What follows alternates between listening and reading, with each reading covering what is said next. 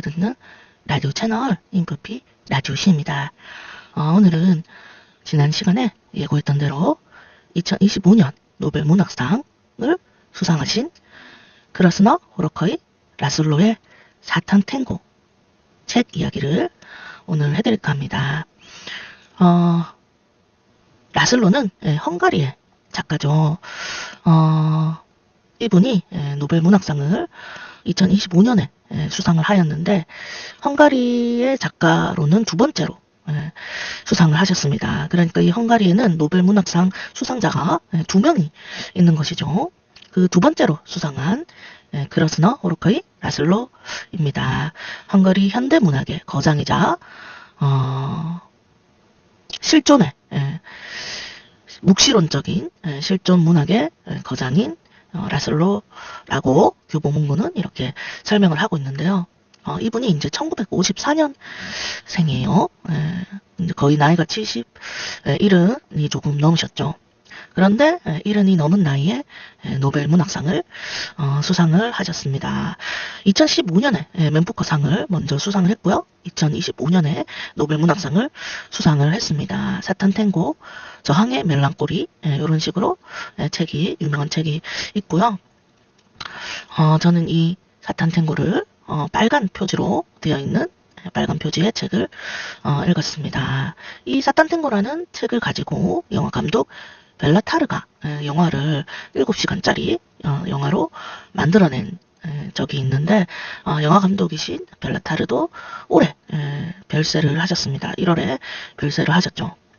아무튼 이 문제의 작품 사탄 탱고 그리고 영화도 굉장히 문제의 작품 그것을 오늘 같이 얘기를 해드릴게요.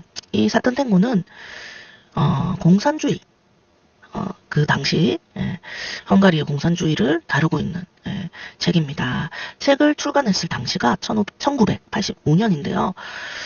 공산주의의 몰락은 1989년도입니다. 그러니까 이 85년도에 나왔다는 것은 이미 작가가 이 공산주의의 어떤 몰락을 예고라도 하는 듯이 그렇게 예언적으로 어떤 썼다는, 그러면서도 이 책에서 나왔던 것 같이 의사가 나오는데요. 이 의사가 글을 쓰듯이 이 작가도 라슬로 작가도 기록을 한 것이 아닌가. 그 몰락하는 공산주의의 사상에 대해서, 그리고 그 공산주의 체제하에 있던 사람들이 어떻게 몰락을 하는 것인가에 대해서 예언을 하는 듯이 그려내고 있었던 게 아닌가, 그런 생각이 듭니다. 이 책은 12장의 챕터로 이루어져 있는데 1부, 2부로 나뉘어져 있습니다. 1부에서 1, 2, 3, 4, 5, 6 이렇게 되고요. 2부에서 6, 5, 4, 3, 2, 1 이렇게 마무리가 되는데, 바로 책의 이름 사탄 탱고 같이 탱고에서는 춤을 앞으로 6걸음 뒤로 6걸음 이렇게 반복되거든요. 그래서 그 탱고의 순서를 가지고서 책에 표현을 했습니다. 그러니까 이 사탄 탱고라는 음악의 춤의 순서에 따라서 책을 쓴 것인데요. 굉장히 창의적인 그런 느낌이라고 하겠습니다. 그러니까 왜 사탄 탱고일까라고 생각됐던 게 이미 책의 목록에서 다 나오게 되는 것이죠. 그러니까 이 춤의 순서를 가지고 책을 전개를 하고 있습니다. 이 책의 첫 시작은 종소리로부터 시작됩니다. 영화도 마찬가지고요. 영화에서도 종소리가 시작되는 걸로 책도 영화도 그렇게 시작이 되는데, 사실 이 종소리는 없는 거예요. 교회도 없고 종소리도 없는데 종이 울린다. 굉장히 벌써부터 무섭죠. 완전히 무서워지기 시작하는 이것이 공포인가 책인가, 그렇게 시작이 됩니다. 이 책은 10월에 낮도 아니고 밤도 아닌 그런 어둑어둑한 10월의 가을비가 추적추적 내리는 날씨를 묘사를 시작하면서 종소리가 울리는, 굉장히 무섭죠. 영화도 똑같거든요. 영화에도 시작이 한 10분 정도가 소가 나와요. 영화를 보면, 사탄 탱고 영화를 보면 10분 앞에 오프닝이 그 헝가리의 농장을 그리고 있는데 소만 보여줍니다. 소가 있는 그 10분을 견뎌야 됩니다. 그리고 종소리가 나오게 되는 거죠. 그러니까 너무 무섭습니다. 벌써 시작부터 공포적인 분위기를 보여주고 있고요. 이 책도 너무너무 만년체라고 하죠. 굉장히 깁니다. 그 점이 안 찍혀 있어요. 책을 읽으면 다 이렇게 끝나는데 전혀 점이 없습니다. 그러니까 계속 읽어야 되는 거죠. 그렇게 됩니다. 그래서 근데 저는 굉장히 재밌게 봤습니다. 약간 인프피는 말이 잘 없는데 이 책을 읽으면 사탄 탱고의 책을 읽으면 굉장히 끊기지 않고 누군가가 나에게 말을 하는 그런 느낌이라고 해야 될까요? 그러니까 옆에서 계속 말을 하는 거죠. 그러니까 그 말하는 게 너무 재밌는 거예요. 그러니까 이 작가도 정말 길게 말을 하고 있거든요. 글을. 그런데 그 글을 정말 얘기를 길게 재밌게 해주는 그런 느낌. 실제로 책은 재밌지는 않습니다. 굉장히 어려운 책이고요. 근데 이제 저에게는 굉장히 이 작가가 하고 싶은 얘기가 많았구나 그런 생각을 하면서 책을 읽었습니다. 자, 처음으로 돌아가 봅시다. 교회도 없고 종도 없는데 종소리가 울린다. 무서움을 느끼면서 이야기가 시작이 되는데 내용의 줄거리는 이렇습니다. 헝가리의 집단 농장의 마을에서 일어나는 이야기를 그리고 있는데 이 집단 농장에서 일한 돈을 가지고 그 돈을 챙겨서 꿈도 희망도 없는 이 농장을 탈출하려고 하는 인물들이 있습니다. 후터키와 슈미트인데요. 이 둘은 그 집단 농장에서 다 같이 일한 돈을 가지고 도망을 가려고 하죠. 근데 이 도망가려는 것은 이유가 뭘까요? 현실이 행복하고 좋으면 도망갈까요? 아니죠. 그만큼 그 당시가 우울하고 비참하고 절망적인 그런 현실을 그리고 있습니다. 그러니까 거기서 도망가려고 했던 것이죠. 그런데 이 알고 보니까 죽은 것으로 알려진 예전에 마을을 구해준 그런 마법사 같은 인물들이 2명이 돌아온다고 하는 소식을 듣게 됩니다. 이리미야시, 페트리너인데요. 이 둘이 온다는 소식을 듣자 마을 사람들은 낙관적인 희망에 부풀게 됩니다. 그러니까 이 절망적인 현실 속에서 마치 자신을 구해주러 오는 것 같은 두 사람을 메시아를 기다리면서 이 마을 사람들은 탱고를 추게 되는 것이죠. 밤새 술집에 모여서 그 2사람을 기다리면서 탱고를 추고 잠에 빠지게 됩니다. 그 메시아로 생각되는 2사람은 어이가 없죠. 왔는데 술에 쩔어서 사람들이 다 자고 있는 것을 발견하게 되는 그렇게 됩니다. 아라미야 씨는 중간에 이 에슈타케라고 소녀가 나오는데 이 소녀는 자기의 오빠에게 평생 모은 돈을 다 뜯기고 천사들이 있다던 천사들에게 가고 싶다며 독약을 먹고 자살을 하게 됩니다. 이 영화에서는 굉장히 이 소녀가 정말 예쁘죠. 그리고 독특합니다. 고양이랑 놀다가 고양이를 죽이게 되는데 굉장히 약간 뜻밖이에요. 영화에서는요. 그러면서도 나중에 죽게 되는데 이 소녀의 죽음을 이용을 합니다. 사실은 이 메시아라고 생각되었던 아라미아 씨와 페트리너는 사실 공산당의 끈앞풀이었습니다. 그러니까 이 집단 농장의 마을 사람들을 감시하고 공산주의 당국에 보내는 그런 어떤 간첩 같은 그런 사람들이었죠. 그래서 이 아라미아 씨는 이 소녀가 죽은 것을 가지고 마을 사람들을 도덕적으로 비난하면서 나를 따르라 하면서 연설을 하게 되는데요. 이 소녀의 죽음에 죄책감을 느낀 마을 사람들은 자신이 일했던 돈을 내놓고 아라미아 씨의 설득에 따라서 도시로 향하게 됩니다. 아라미아 씨는 결국 이 집단 농장의 마을 사람들을 자신의 스파이 정보원으로 만들어서 거미줄처럼 촘촘하게 그 헝가리의 여러 마을로 보내면서 자신의 끈앞풀로 스파이로 만들게 됩니다. 그러니까 이 공산당의 끈앞풀이었던 아라미아 씨는 결국 마을 사람들을 모두 자신의 스파이로 만들어서 공산당에 충성을 하게 되는 그렇게 결과가 되는 것이죠. 그 에수타케 소녀가 자살했던 폐허에서 꿈인 듯 환상인 듯 소녀의 시체를 발견을 하게 됩니다. 그리고 충격을 받은 아라미아 씨와 마을 사람들은 각자 흩어져서 다시 만나자 이러면서 예, 취업을 보내게 되는데 결국 그게 취업 사기인 거죠. 마을 사람들은 사실 그쯤에 와서야 소녀의 시체를 보는 환각을 겪고 나서야 이것이 어, 도망가려고 했던 그 처음에 도망가려고 했잖아요. 처음에 그 돈을 들고 다른 마을로 도망가서 행복한 미래를 꿈꿨던 그 마을 사람들은 결국 이 메시아가 아닌 사기꾼에게 붙잡혀서 취업 사기를 당하고 결국 공산주의의 끈앞풀로 남겨지면서 다른 마을로 흩어지게 됩니다.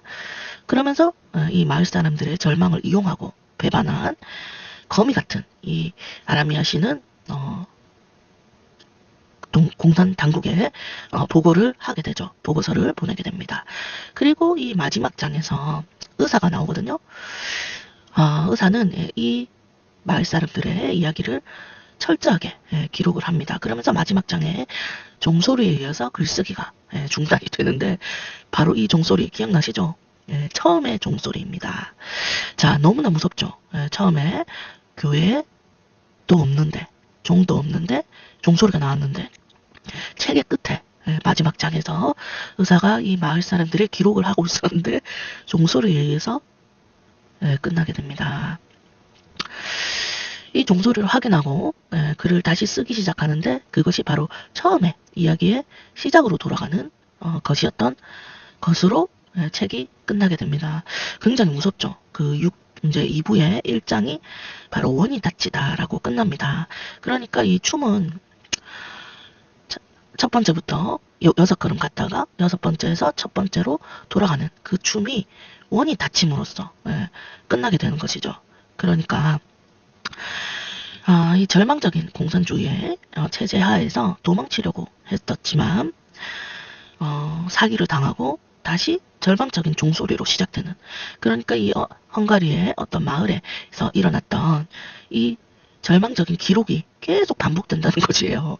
그러니까 절망했다가 희망으로 바뀌었다가 메시아에게 거미에게 사탄에게 사기를 당하고 다시 절망적인 파멸적인 그런 결과로 구원의 종소리로 시작되었던 그 구원의 종소리가 아닌 절망의 서클이 완성이 되면서 원이 닫히게 되는 굉장히 정말 너무나 슬픈 그런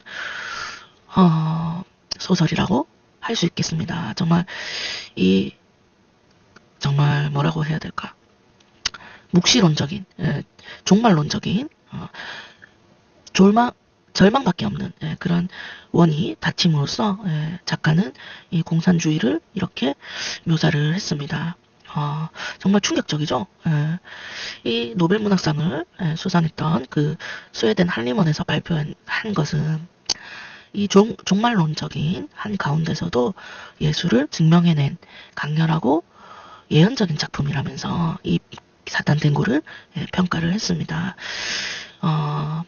굉장히 저도 이 책을 예전에 한번 읽고요.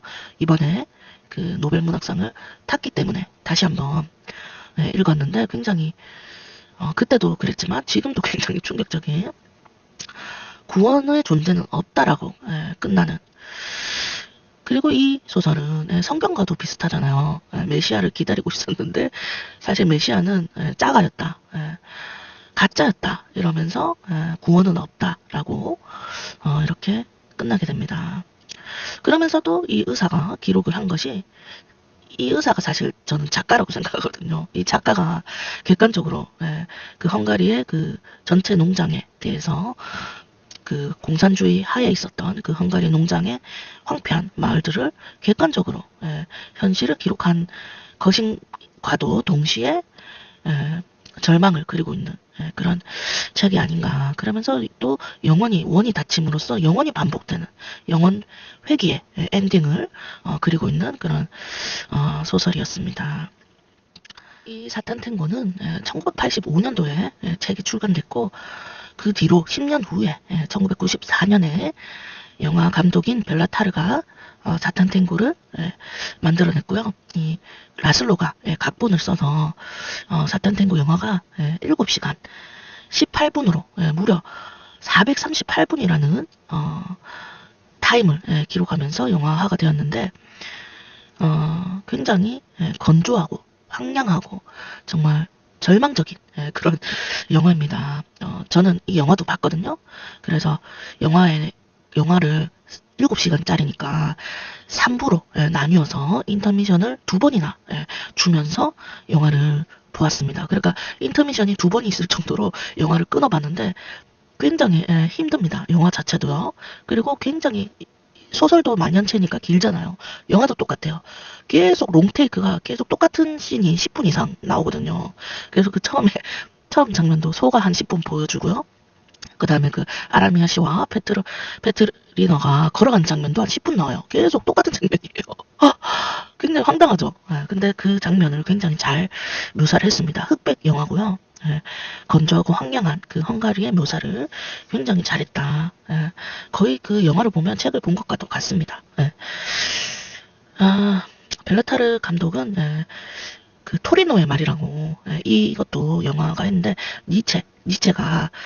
철학자 니체가 어떻게 사망을 했냐면 사망하기 직전에 어떤 마을에 그 광장에 앉아 있었는데 어떤 마부가 말을 있잖아요. 정말 때려서 죽입니다.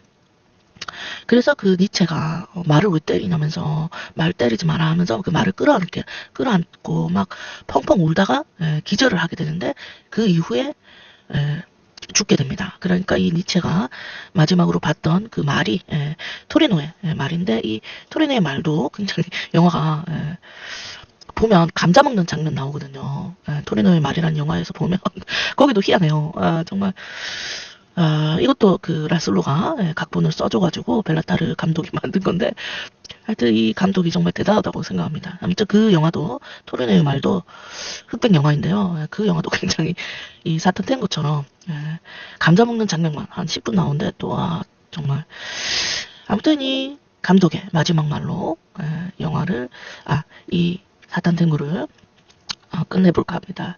굉장히 유명한 말이죠. 시간은 잔인하고 오직 일부 영화만이 살아남는다라고 말했던 벨라타르 감독. 저는 이렇게 말하고 싶습니다. 시간은 잔인하고 오직 일부 노벨상 문학상 노벨 문학상 책들만 남는다. 이 사탄탱고 굉장히 어렵고 길지만 한 번쯤은 읽어볼 만한 굉장히 노벨 문학상을 탔을 만큼 예술적인 그런 책이니까 꼭 한번 읽어보시길 바랍니다. 그 불안과 실존을 잘 그려낸 그렇지만 저는 이 책을 보고 나서 절망으로 엔딩을 끝냈지만 과연 절망뿐일까? 공산주의가 결국 몰락했잖아요. 1989년도에 몰락했듯이 절망으로 끝나지 않는 사실은 그런 희망을 그리고 싶지 않았을까? 그렇게 생각이 듭니다. 그럼 오늘은 여기까지입니다. 다음 시간에 또 만나요.